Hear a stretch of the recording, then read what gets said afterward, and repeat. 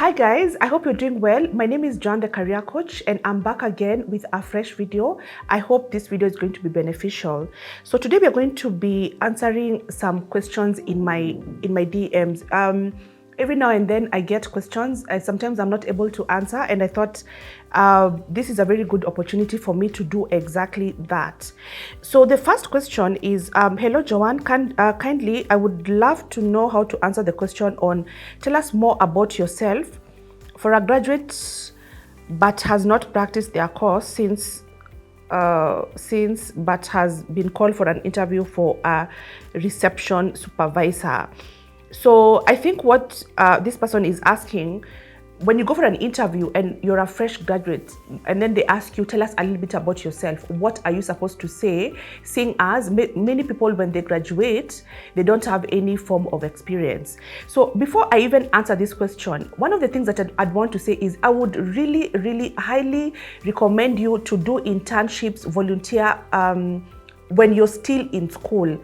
Ensure that you do not graduate from campus and you don't have any form of experience. You're doing yourself a disservice. You can start doing internships when you're a first year, second year. You'll be surprised how much money people are making in their first year students, and more so nowadays. So it's becoming more and more unusual for fresh graduates to graduate without any kind of experience. People are doing academic writing, people are doing videography, people are doing digital marketing, and they're actually getting paid. So it means that there are so many people nowadays who are working as they are studying. So when you go for an interview as a fresh graduate and you don't have any form of experience, you're actually doing yourself a disservice. But let's assume you don't have any kind of experience. What do you say when you're asked, tell us a little bit about yourself?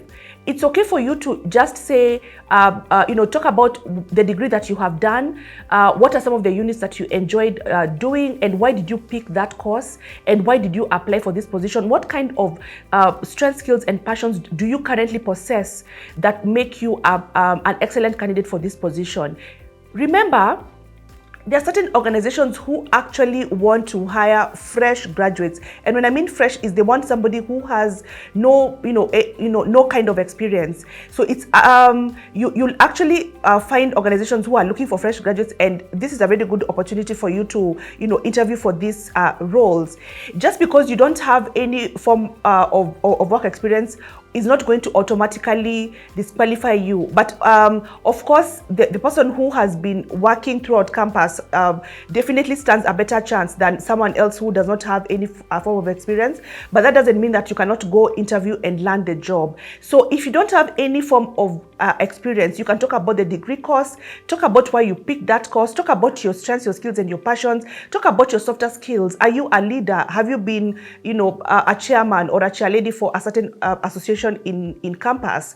Are you an emotionally intelligent person? Are you adaptable? Are you coachable? Are you teachable? Are you someone who is versatile?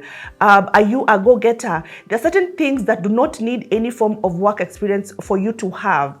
So talk about your strengths, talk about your softer skills, and this is going to increase your chances of landing a job as a fresh graduate. So the other question that is closely related to that one, and I get many fresh graduates asking, is what salary should I quote? Seeing as I've never worked before, how much should I quote? Now, what I need to say is different organizations are going to pay fresh graduates different salaries. So for some organizations, they're going to pay you 20,000 Kenyan shillings. This is about, maybe $200. Certain organizations are going to pay fresh graduates even upwards of 100,000, close to $1,000. So you must do your research to find out for this particular organization, whether it's FMCG, a multinational, a healthcare organization, how much do they pay their fresh graduates. Now, for most multinationals and most serious organizations, they are going to have a fixed amount of salary that they're going to give their fresh graduates. You could negotiate for your salary. There's a slight chance that they might give you what you're asking for, so there's room to negotiate even if you've not worked before. But by and large, most organizations, that salary is usually fixed. So whether you say in fact, most of them wouldn't even ask you what your expectation is, because most of the time they probably are within the range or even higher. But then now for certain other organizations, the ones now who, when you go for an interview, they're going to ask you what is your salary expectation. They probably have a limited budget. So if you go in and you say you want 20,000 and maybe they had a budget for 50, you might actually end up getting that 20,000. So it's very important that, number one, you do your research. But over and above doing your research, you need to find out and you need to ask yourself, what is your value? Surely, if you graduated with first class honors, there are some projects that you did some innovations when you're in campus. You worked, you did some internships, some volunteer opportunities. You're probably, your side gigs probably give you 50,000. You can't go for an interview and then say your expected salary is like 50,000 or 40,000. So you need to know what your value is. And as much as you've done your research and you know that they are paying their fresh graduates X, it is possible for you to go and say, my expected salary is Y because of A, B, C, and D. I'm an innovative person. These are the things that I've done. These are the projects I have worked on. This is the value that I have brought to my previous employer. A first class honors student. I'm currently pursuing my master's, and this is what I'm currently working in terms of my master's project. So let them see your potential. Let them see what you've currently done. So that then when you're saying you're a fresh graduate and you want 200,000, there's a reason why it's, that amount is justifiable. And there are actually people who are 20 years old and they're earning like those figures. So depending on what your value is, then it's going to determine how much you're going to quote and how much you're going to say. So don't, it's important that you do your market research, but that also should not put you in a box and say, I cannot ask for more than this, because you have nothing to lose. As long as you can justify the pay, you have nothing to lose to say your expected salary is Y. The reason why you need to learn how to negotiate your salary is because I see this over and over again. There are people who work for years and years, and they are lowballed.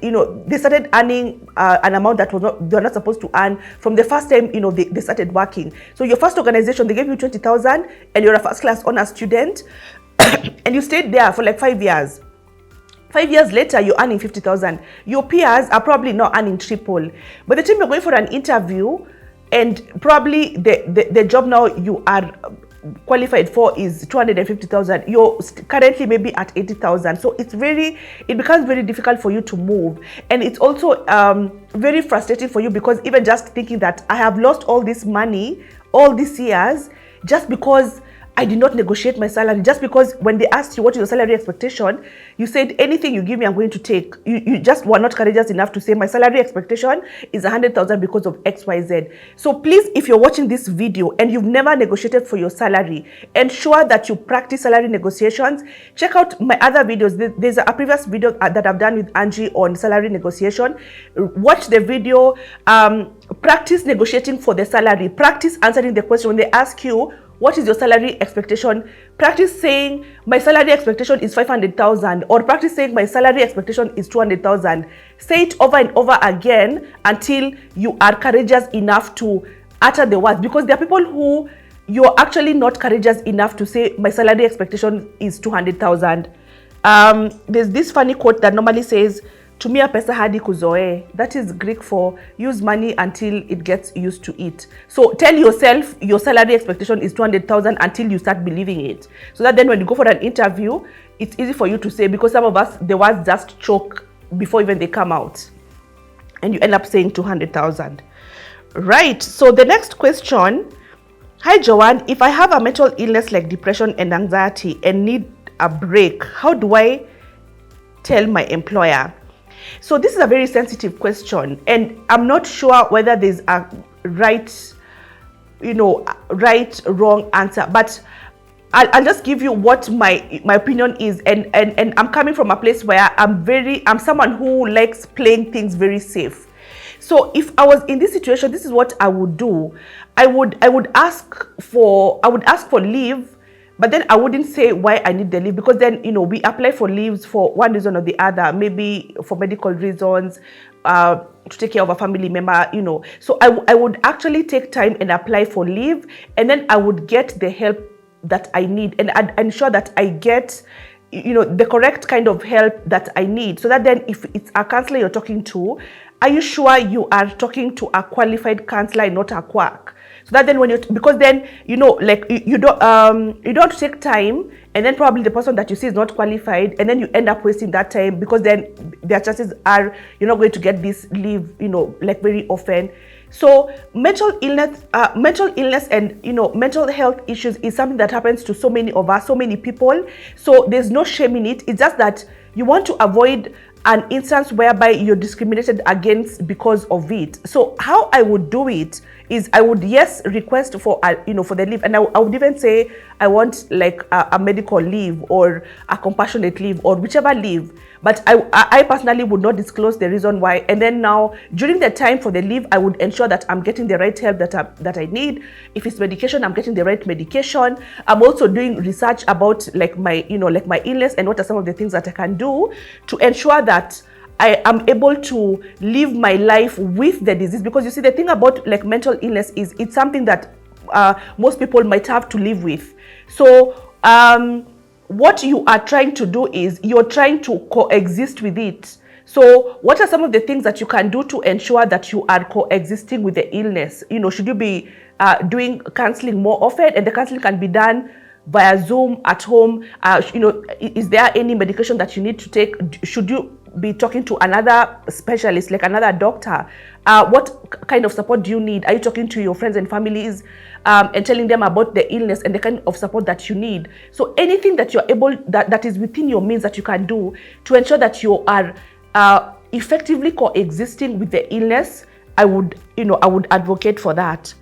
The other question, so I did an interview which was somehow casual on Zoom. I was applying for an ex job, but I seriously lowballed on my salary expectation.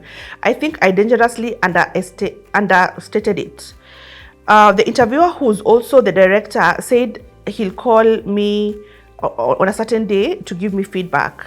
If given the job offer, how can I request or suggest a renegotiation of that before I take up the job, and politely so? So this goes back to what I was saying. Maybe this person is more experienced and not a fresh graduate. But then the thing is, the minute they ask you, what is your salary expectation? And you give an amount. Now you see how funny you're going to look when you go back and say, oh, by the way, I didn't mean the 20,000.